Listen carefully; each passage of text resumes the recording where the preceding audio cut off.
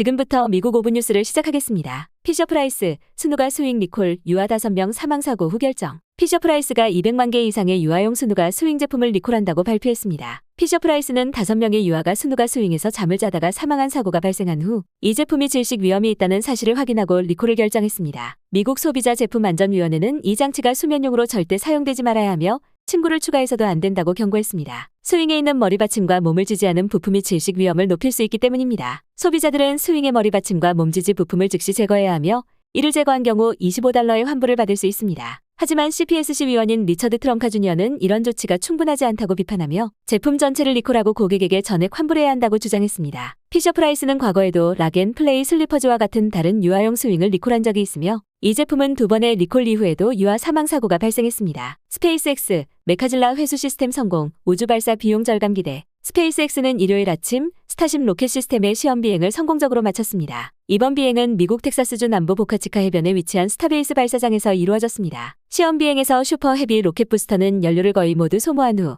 스타쉽 우주선과 분리되었습니다. 그 후 스페이스X는 메카질라라고 불리는 특수한 발사대를 사용해 로켓 부스터를 안전하게 회수하는 시도를 진행했습니다. 이 발사대는 젓가락 모양의 로봇팔로 설계되어 로켓이 착륙할 때 공중에서 잡을 수 있도록 만들어졌습니다. 발사 후 약 7분이 지나 슈퍼 헤비 로켓 부스터는 성공적으로 지구로 돌아와 로봇팔 사이에 정확하게 안착되었습니다. 스페이스X는 이 부스터와 우주선을 재사용할 수 있는 기술을 개발하고 있으며 이를 통해 우주로 물자나 사람을 보내는 데 드는 비용과 시간을 크게 줄이는 것을 목표로 하고 있습니다. 이번 시험을 통해 스페이스X는 슈퍼 헤비 부스터를 재사용하는 데 성공할 가능성을 확인했습니다. 이를 통해 앞으로 1회 발사 비용을 약 $200만 에서 $300만 수준으로 낮출 계획입니다. 이러한 기술이 완성되면 우주 탐사의 비용을 크게 줄이고 더 많은 임무를 수행할 수 있게 될 것입니다. 세븐일레븐, 수익성 개선 위한 조치로 성과 부진 매장 444곳 폐쇄. 세븐일레븐은 매출 둔화, 고객 감소, 인플레이션, 그리고 담배 판매 감소 등의 이유로 북미 지역의 444개 매장을 폐쇄할 계획이라고 밝혔습니다. 이 매장들은 미국, 캐나다, 멕시코에 있는 전체 13,000개 매장의 약 3%에 해당합니다. 세븐일레븐은 지속적인 인플레이션과 고용시장의 악화로 중산층과 저소득층의 소비가 줄고 있다고 설명했습니다. 매장 폐쇄는 효율성을 높이고 수익성을 개선하기 위한 전략의 일환이라는 입장입니다. 하지만 회사는 폐쇄와 동시에 고객 편의성을 높일 수 있는 지역에 새로운 매장을 열 계획도 덧붙였습니다. 또한 세븐일레븐은 식품 카테고리에 계속해서 투자할 것이며 경쟁업체 와와와 슈츠가 높은 고객 만족도를 기록하고 있는 만큼 개선을 목표로 한다고 밝혔습니다.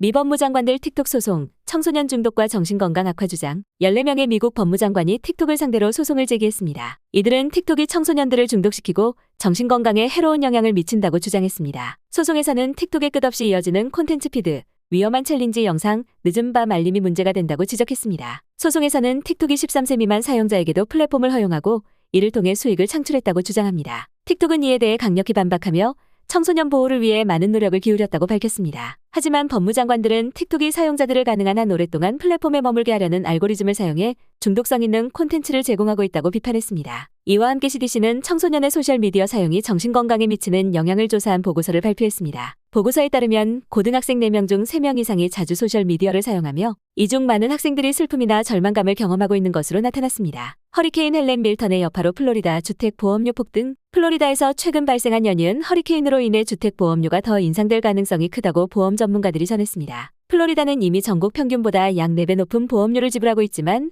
허리케인 피해로 인해 보험료가 더 오를 것으로 예상됩니다. 자연재해와 인플레이션으로 인해 플로리다뿐만 아니라 다른 지역에서도 보험료가 상승하고 있습니다. 인터컨티넨탈 익스체인지의 보고서에 따르면 2019년 이후 플로리다의 주요 도시에서 주택보험료가 85%에서 90%까지 급등했습니다. 최근 허리케인 헬렌과 밀턴은 플로리다의 주택 소유자들에게 추가적인 부담을 줄 것으로 보이며 특히 바람 피해는 주택보험에 포함되지만 홍수 피해는 대부분 보상되지 않는 상황입니다. 오늘의 뉴스는 여기까지입니다. 시청해주셔서 감사합니다. 내일도 최신 소식으로 찾아뵙겠습니다.